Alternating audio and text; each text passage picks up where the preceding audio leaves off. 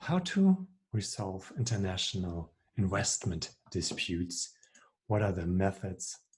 Let's take a look how to resolve these. Okay, in international disputes, we have a lot of use of arbitration, right? So we have international tribunals, but also we have some special procedural requirements. For example, in the case of National Thermal Power Corporation versus the Singer in the 1920s. So here the National Thermal Power Corporation of India entered into a contract with a Singer company, and it came to a dispute, and they were using the International Chamber of Commerce's rules in London. But later they tried to enforce the award in India, and they had problems. So the justice here has to say something. If you can enforce the acts or the rulings of these arbitration tribunals. So in international investment disputes, arbitration is a very important method how to solve cases. But we not have only the rules of the ICC, there are also centers. For example, the ICSID, it's an international center for the settlement of investment disputes. We can also look it up here. Okay.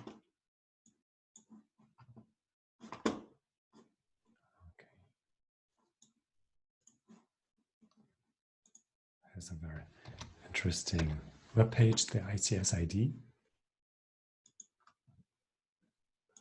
And ICSID belongs to the World Bank Group. And here, this is the homepage of the ICSID. And what makes it very interesting here, these pages. So they have here some cases, recently registered cases, constitute or published cases between companies all over the world. And in the case of ADC affiliate versus the Republic of Hungary, here this case was about an investment of an airport near Budapest, Hungary, and the airport was owned by the government of Hungary. But then the government enacted a decree that resulted in the privatization of the airport and caused the effective termination of the claimants' long-term leases from which they sought to recover their investment, right? And we had here an arbitration against Hungary were ensued, and the ICSID panel ruled that this was a violation of the agreement with the investors, which took the investors' property and unlawful expropriation. This is a complicated word, expropriation. Okay, so we have the ICC, we have the ICSID as centers and who helps to resolve investment disputes. And of course, you can also resolve the investment disputes before courts. So sometimes we have foreign sovereign immunity acts in some countries, for example, in the United States, and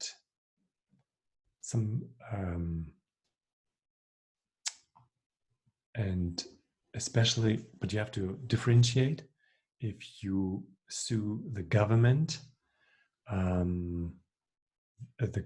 normally is immune, so the state is immune from a suit, and okay, a government can say yes, can make a waiver, or can say yes, we were not acting as government, but we were acting as it was a commercial activity like a private investor.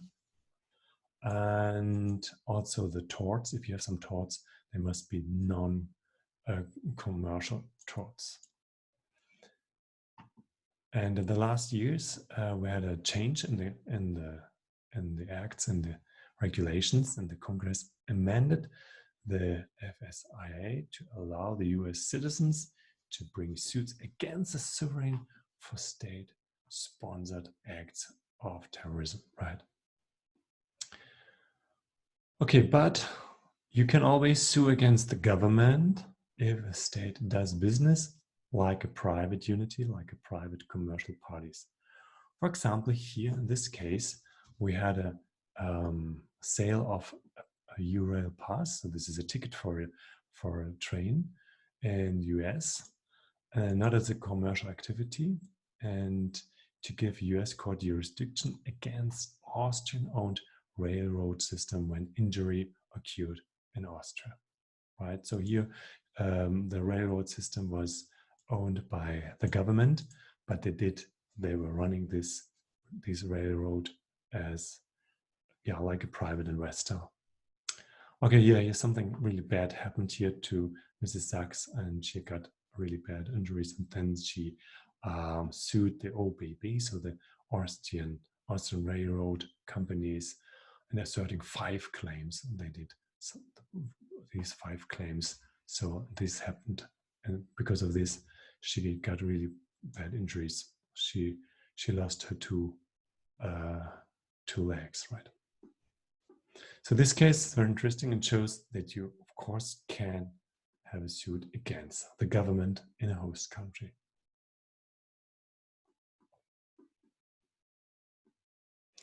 The next case is Kirkpatrick versus environmental tectonics.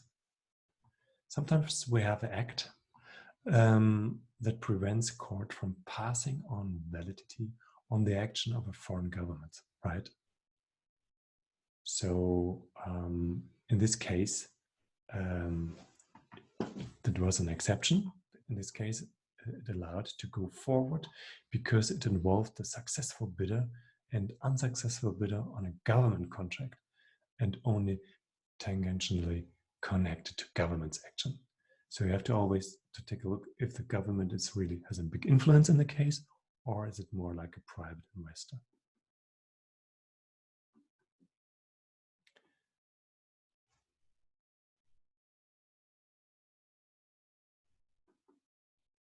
Yeah, in the next chapter, we'll take a look at taxation and how to avoid double taxation on all these topics.